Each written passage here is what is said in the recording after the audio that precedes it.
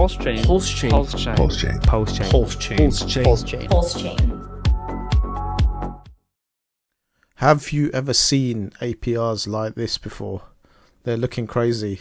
But don't get too excited because these are already long gone.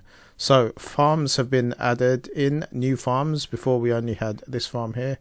And Richard's shown us these farms. These APRs are complex to understand and shouldn't be taken at face value. So if we shoot on over to the farms now, and these are changing every few minutes and they're going down. So you can see the numbers here were huge. That's in the millions.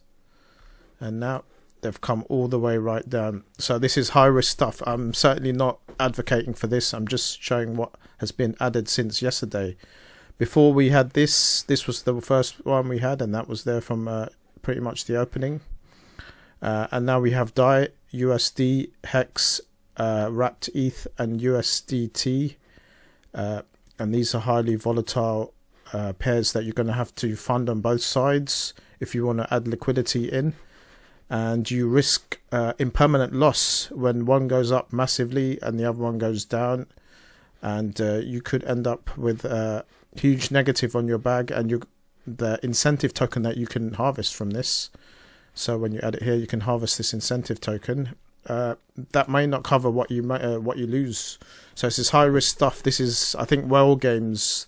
What you're going to see over a short period of time, 24 hours, 48 hours, 72 hours, where whales put in a load of money and they try and harvest tons and tons of incentive token and get the hell out. What I've done for the first time is I've added liquidity into this pool here, and only a small amount just to play around and see what it's like after a day. And I've just put in a small amount. It's going to take me like a month to harvest one incentive token. One incentive token yesterday was worth about $20. It's now worth about $7, so that's coming down fast in value.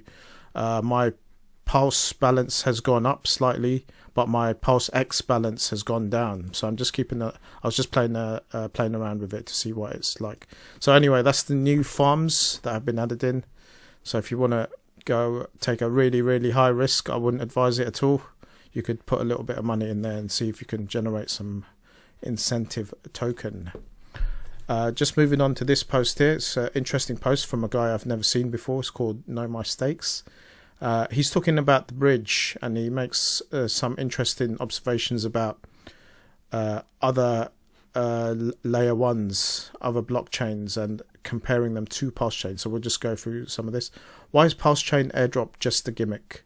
And why is the bridge the golden goose? The PulseChain airdrop was only made to attract attention. There were never enough economic sources to support an airdrop of all these copies, and Richard Hart knew it from the start. He's got a few screenshots here. What are these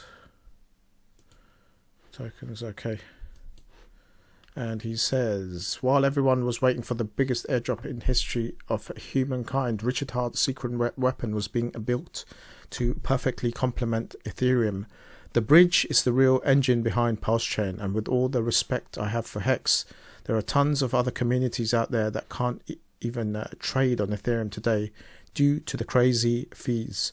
The PulseChain bridge is exactly what they need. Now, don't tell me that you can also bridge to Solana, Polygon, Avex, and Phantom. You can, but it's super limited to a predetermined list of coins.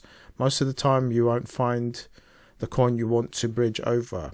Right, that's an interesting point. I've never used and tried to bridge over to those, so I don't know if what he's saying is right, but it sounds about right there.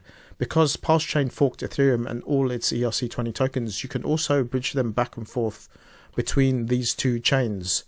The worthless airdrops are just the side effect of the real move, the PulseChain bridge.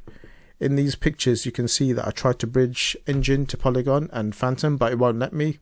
The only place you can do that is with PulseChain bridge. Don't believe me? Pick any ERC20 you have and try it for yourself. It's inevitable that almost all the tokens will eventually find their way to PulseChain, and all the trading pairs will eventually be traded on PulseX. So that's interesting observations. Yesterday, as we saw, PulseChain is already number 9 in the blockchain list after 4 days. So we'll check up on that tonight, and I think it's already moved, I've heard, to number 6, but we'll take a look at that later.